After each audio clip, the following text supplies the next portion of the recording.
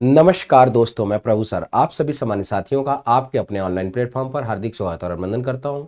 उम्मीद करता हूं कि आप सभी लोग स्वस्थ मस्त बिंदास होंगे और आप अपनी प्रतियोगी परीक्षा की तैयारियों में लगे पड़े होंगे।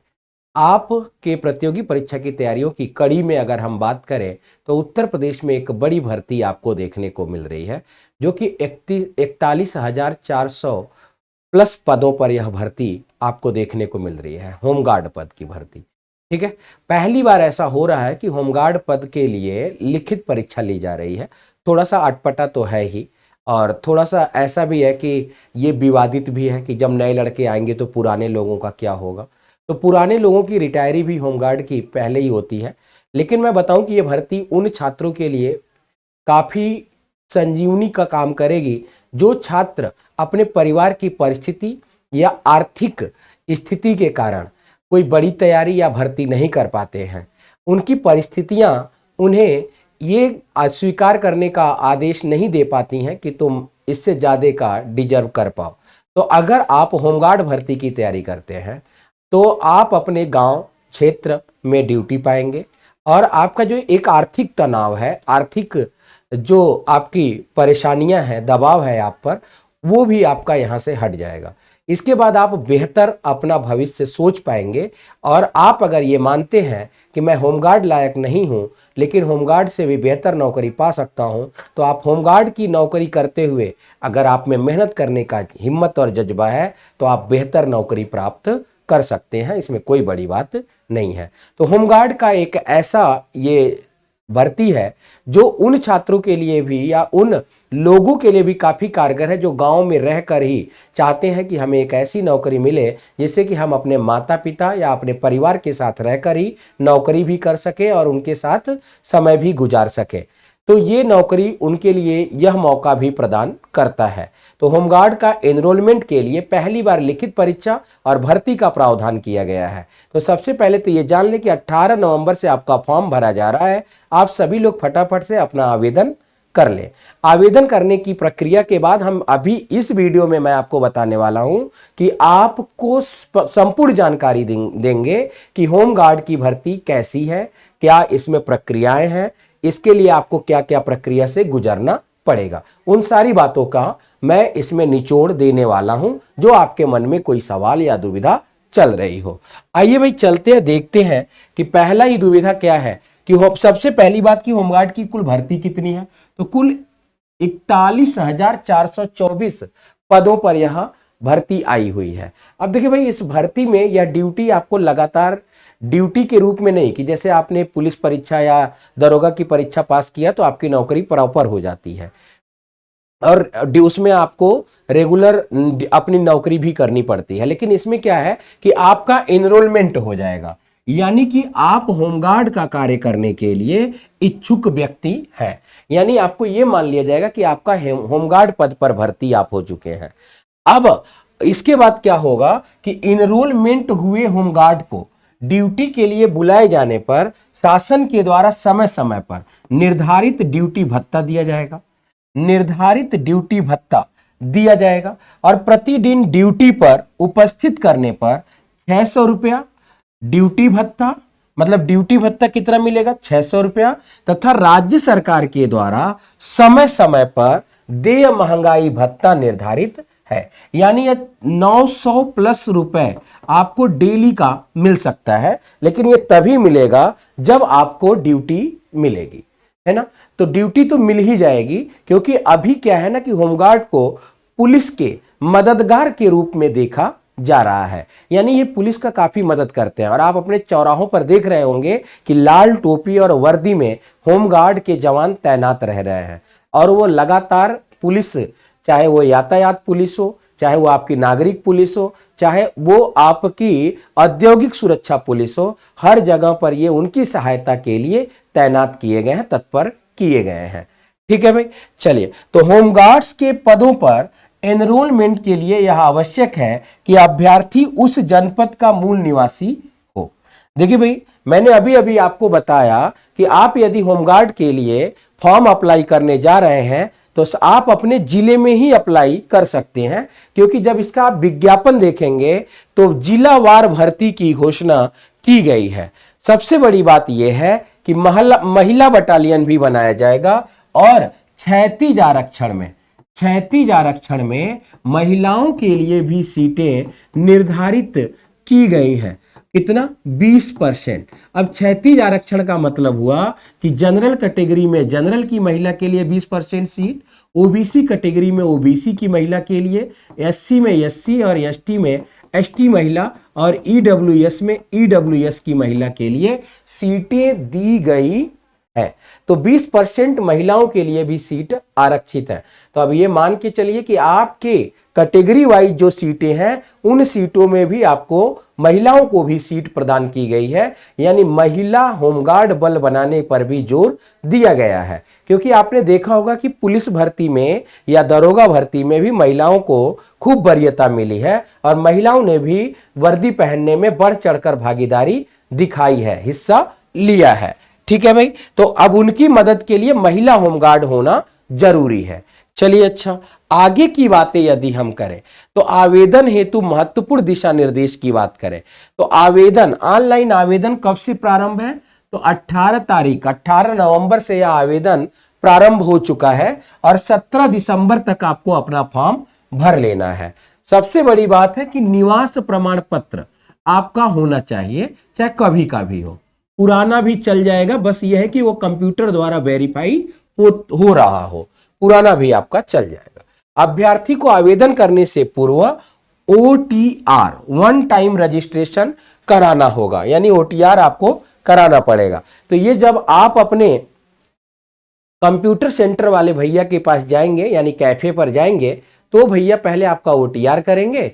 OTR करने के बाद लगे हाथों आपका फॉर्म भी अप्लाई कर देंगे, तो आप फटाक से जाकर के अपना फॉर्म भरवा सकते हैं।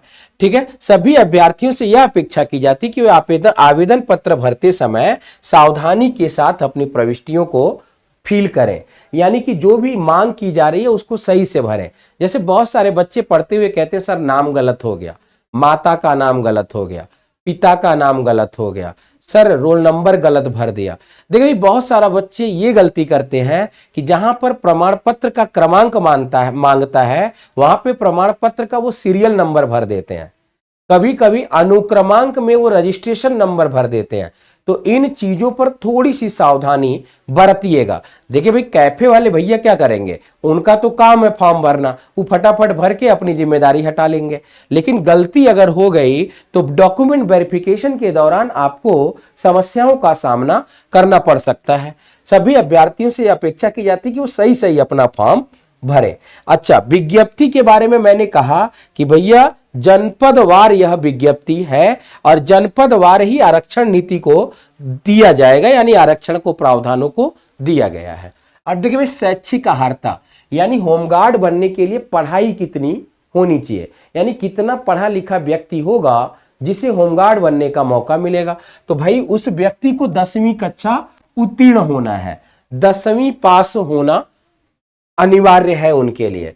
ठीक है, ये नहीं कि आप अपेयरिंग में हैं, अभी 10वीं में पढ़ना शुरू किए हैं और आपने होमगार्ड का फॉर्म भी भर दिया है ना, तो ऐसा नहीं हो सकता। अगर आप पास हैं तभी आप अपना फॉर्म अप्लाई करिएगा। आगे देखिए कि आपको छूट भी दी गई है। जैसे मान लीजिए आप परीक्षा देने जब जाएंगे तो जितना अंक आपको मिलेगा वो तो मिलेगा ही मिलेगा आपकी पढ़ाई लिखाई से, लेकिन यदि आपके पास एनसीसी के ये प्रमाण पत्र हैं तो इन प्रमाण पत्रों के आधार पे ये अंक, जैसे सी सर्टिफिकेट है तो 3 अंक, बी सर्टिफिकेट है तो 2 अंक, ए सर्टिफिकेट है तो 1 अंक, यदि स्काउट गाइड है तो 1 अंक आपको मिलेगा। और ये आपके डिग्री कॉलेजों में या इंटर कॉलेजों में ये व्यवस्था रहती है, वहां आपने देखा। और भी चीजें हैं, जैसे मान लीजिए कि आपने आपदा में काम किया है, यानी कि कभी आपके क्षेत्र में बाढ़ आया या भूकंप आया तो आपने लोगों की जान बचाई है और आपका नाम राज्य सरकार के प्रमाण पत्र, आपको राज्य सरकार के द्वारा प्रमाण पत्र आदि दिया गया है, यानी आपने जब किसी की मदद करी थी तो उसका आपके पास सर्टिफिकेट भी है। तो यहां पे कह रहे हैं कि UPSDMA के तत्वाधान में आयोजित आपदा मित्र प्रशिक्षण, यानी आपदा मित्र प्रशिक्षण यानी मतलब आपने आपदा में किसी की मदद नहीं, मतलब आपने अगर ट्रेनिंग भी ली है आपदा प्रशिक्षण के लिए तो उसके लिए भी आपको अलग से 3 अंक दिया जाएगा, है ना।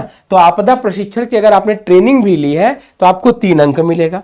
अभ्यर्थी द्वारा 4 पहिया वाहनों के वैध ड्राइविंग लाइसेंस धारक होने की स्थिति में, यदि आपके पास डीएल है और वह डीएल 4 चक्का तक का है तो उसके लिए भी आपको 1 अंक निर्धारित किया जाएगा। यानी अगर आपके पास वैध ड्राइविंग लाइसेंस है, यानी उसकी वैलिडिटी है और उस पर कोई चालान नहीं है, मतलब कोई दिक्कत नहीं है, तो आपको यहां से भी 1 अंक मिल जाएगा। तो ये आपको लाभ मिल रहा है।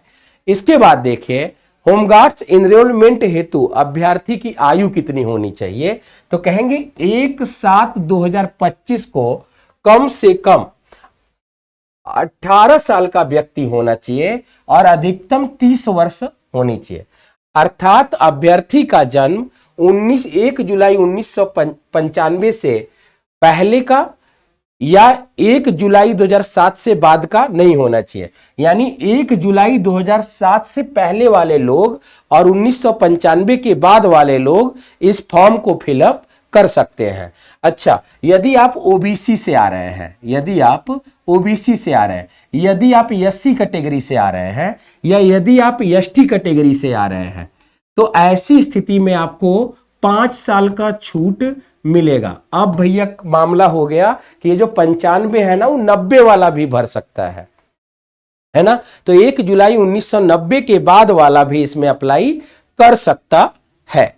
तो ये लेकिन इसके लिए आपको क्या देना पड़ेगा, तो इसके लिए आपको जाति प्रमाण पत्र बनवाना पड़ेगा, है ना भैया। तो जाति प्रमाण पत्र कोशिश करिएगा कि नया ही बन जाए, जिससे कि हफ्ते भर में बन जाता है, बहुत ज्यादा समय आपका लगेगा नहीं, हफ्ता भर में 10 दिन में बन जाएगा। आराम से जाति प्रमाण पत्र बनवाइए और इस छूट का आप भागीदार बन जाइए। यानी कि अगर आपकी उम्र ओबीसी एससी एसटी कैटेगरी से आते हैं और 35 साल आपकी उम्र है तो भी आप ये फॉर्म अप्लाई कर सकते हैं। ठीक है, चलिए, तो ये बड़ी बात हो गई आपके लिए भाई कि 35 साल का व्यक्ति भी इसमें शामिल हो जाएंगे, ठीक ना। लेकिन इसमें मौका ना, पहले क्या था कि 45 साल के भी होमगार्ड बनते थे, 45 साल की उम्र तक के लोग होमगार्ड की ड्यूटी बन जाते थे। हालांकि 50 साल की उम्र में इनकी रिटायरी है, इनके लिए कुछ सरकार ने बीमा वगैरह की भी व्यवस्था कर रखी है, ठीक है। विकलांगता के लिए अलग टाइप की बीमा है, शारीरिक क्षमता के लिए अलग टाइप की बीमा, यानी सरकार ने बहुत सारी व्यवस्थाएं पहले भी कर रखी हैं। आगे देखें, अब शारीरिक मानक परीक्षण की बात करते हैं। तो पुरुष अभ्यर्थियों के लिए न्यूनतम शारीरिक मानक निम्नवत होगा। यानी सबसे पहले तो आपकी हाइट कितनी होनी चाहिए, तो 168 centimetre general OBC SC candidate की हाइट होनी चाहिए। यदि आप वहीं पर एसटी कैंडिडेट के रूप में आते हैं तो आपकी हाइट 160 सेंटीमीटर भी है तो काम चल जाएगा, है ना। तो देखिए भाई, अगर आपकी इतनी हाइट हो तो ही फॉर्म अप्लाई करिएगा। ये नहीं कि हाइट कम है, आपने फॉर्म भी अप्लाई कर दिया, परीक्षा में अच्छे नंबर भी लाए, लेकिन जब आप डीबीपीएसटी कराने गए, यानी अपना डॉक्यूमेंट वेरिफिकेशन और फिजिकल स्टैंडर्ड टेस्ट कराने गए, तो आपको मौका ही नहीं लगा क्योंकि आपकी हाइट कम थी। तो देखिए, आप किसी एक बच्चे की सीट भी खा सकते हैं। तो थोड़ा सा इस चीज़ों पे इत्मीनान हो जाइएगा कि क्या आपकी हाइट इस मानक को पूरा करती है या नहीं। ये किसके लिए मैंने बताया, पुरुष के लिए बताया था। अब देखिए भाई, पुरुष की जो छाती होनी चाहिए वो 79 सेंटीमीटर की होनी चाहिए, लेकिन 5 सेंटीमीटर फूलना भी चाहिए। अगर आप एसटी कैटेगरी से आते हैं तो 77 सेंटीमीटर का भी सीना जो है वो चल सकता है ना भैया। वैसे भारत के प्रधानमंत्री जी का जो सीना है ना, वो 56 इंच कहा जाता है, सेंटीमीटर नहीं। तो यहाँ पे ये सेंटीमीटर की बात हो रही है ना, इंच और सेंटीमीटर में फर्क होता है। चलिएगा भैया, महिला अभ्यर्थियों के लिए न्यूनतम शारीरिक मानक निम्नवत है। जैसे महिला की हाइट, यदि कोई महिला जनरल कैटेगरी, ओबीसी कैटेगरी या एससी एसटी कैटेगरी से आती है या एससी कैटेगरी से आती है तो उसकी हाइट कितनी होनी चाहिए, तो उसकी हाइट 152 सेंटीमीटर होनी चाहिए। और यदि कोई महिला है वह एसटी कैटेगरी से आती है तो उसकी हाइट 147 सेंटीमीटर होना चाहिए।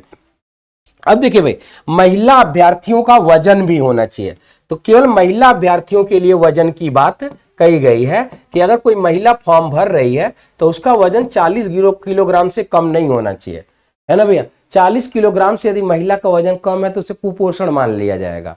पता चला कि वर्दी सिलवा तो रही है बेचारी बार बार, लेकिन वो वर्दी उसके शरीर पर फिट नहीं आ रही है, ऐसा लग रहा है कि दूसरे का पहनी है, तो इसलिए यहाँ पे महिला अभ्यर्थी के लिए वजन मांग लिया गया और कोई बात नहीं है। चलिएगा, अच्छा, शारीरिक दक्षता परीक्षा भी इसमें होगी, यानी अगर आपने लिखित परीक्षा पास कर ली, लिखित परीक्षा के मेरिट के आधार पे आपका एक मेरिट बनाया जाएगा और उस मेरिट के आधार पे आपको दौड़ने के लिए बुलाया जाएगा। तो यहाँ पे देखिए, संविक्षा एवं शारीरिक मानक परीक्षण में जनपदवार सफल पाए गए, जिलावार भर्ती ही आई है, तो जनपदवार सफल पाए गए अभ्यर्थियों से शारीरिक दक्षता परीक्षा में सम्मिलित होने की अपेक्षा की जाएगी, जो कि आर्हकारी प्रकृति की होगी। इस शारीरिक दक्षता परीक्षा में आर्ह होने के लिए पुरुष अभ्यर्थी हेतु 4.8 किलोमीटर की दौड़ 28 मिनट में पूरी करनी होगी। यानी कि केवल लिखित परीक्षा से काम नहीं चलने वाला है, आपको दौड़ भी दौड़ना पड़ेगा और 28 मिनट में आपको 4.8 किलोमीटर, यानी ऐसे मान लीजिए कि आपको आधे घंटे में 5 किलोमीटर की रनिंग करनी है ना। अगर 400 मीटर का ग्राउंड है तो 12 चक्कर आपको लगाना पड़ेगा। वही महिला अभ्यर्थी है तो उसे 16 मिनट में 6 चक्कर ग्राउंड का लगाना पड़ेगा, यानी 2.4 किलोमीटर महिला अभ्यर्थियों को दौड़ना पड़ेगा।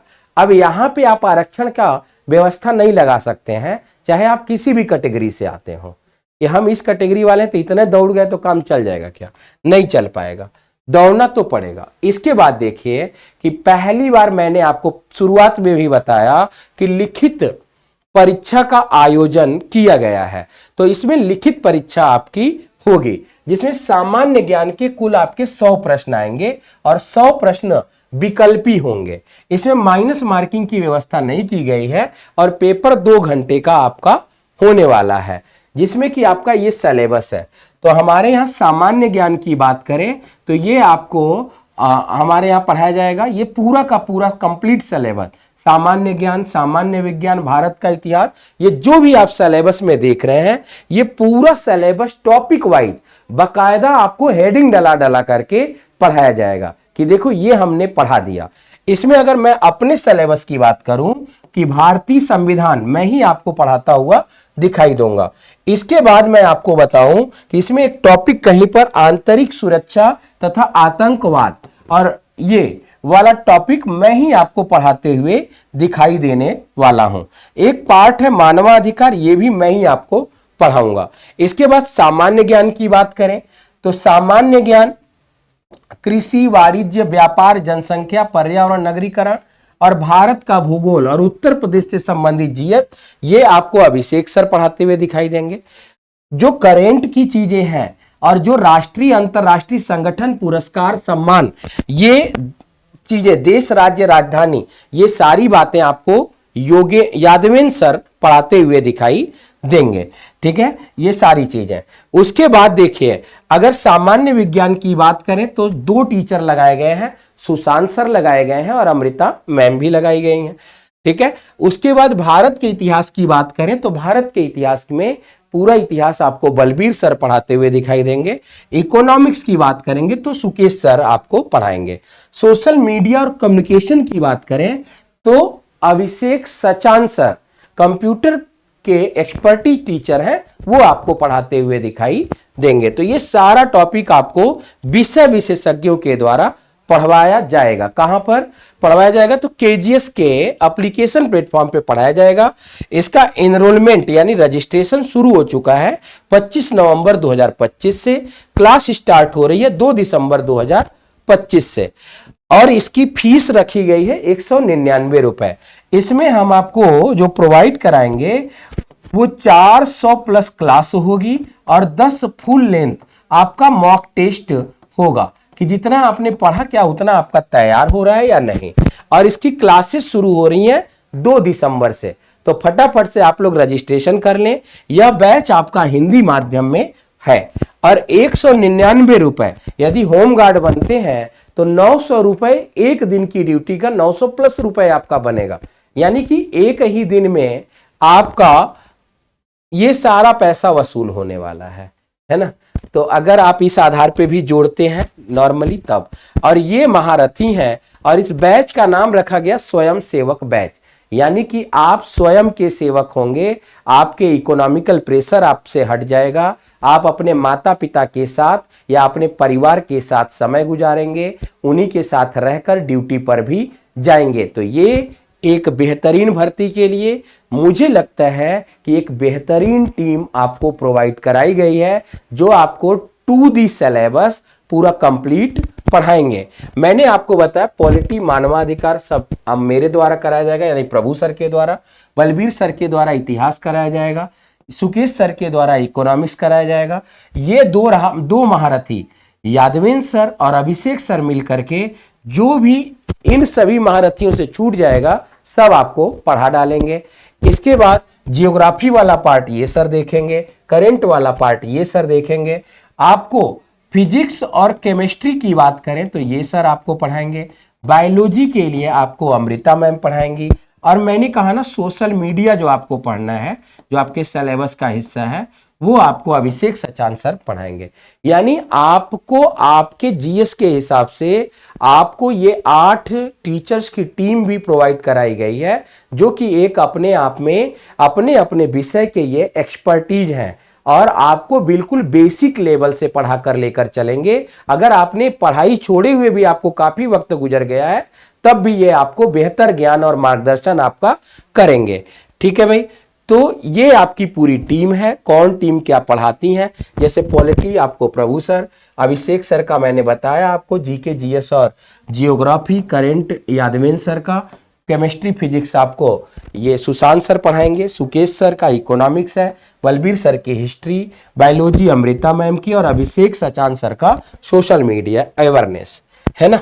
चलिए भाई, तो थैंक यू आप सभी लोगों को ये वीडियो देखने के लिए। उम्मीद है कि इसमें आपको महत्वपूर्ण जानकारी मिली होगी। यदि कोई जानकारी आपको अतिरिक्त चाहिए तो आप कमेंट के माध्यम से अपनी अतिरिक्त जानकारियां हमें मांग सकते हैं, डिमांड कर सकते हैं। उसके ऊपर भी हम आपको वीडियो बना करके उसकी भी जानकारी आपको प्रदान करेंगे। तो आप सभी अभ्यर्थियों से मैं ये उम्मीद करता हूं कि फटाफट से आप केजीएस पर एनरोलमेंट करिए और जुड़ जाइए। धन्यवाद, नमस्कार।